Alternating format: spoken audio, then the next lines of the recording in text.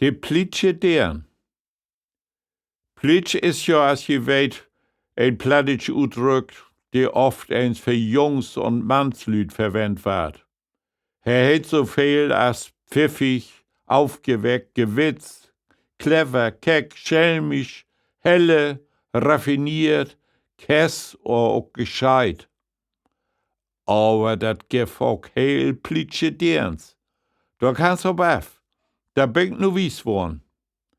Edith Butterlecker ist just 18 Jahre alt worden und hat als erstes in nie Lebensjahr ihren Führerschein gemacht. Vater ist ja nu heel stolz ob sin Smuggederen und gibt ihr Verlauf, wat Edith das erste Mal allein mit Vaters Wagen ob Tour traf. An einem Morgen fragte er denn, na Edith, bist gut klar kommen mit mein Auto?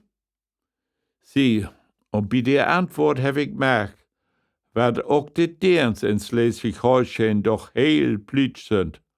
Edith Ander, soll ich die da nun eins lang und breit vertellen, Vater?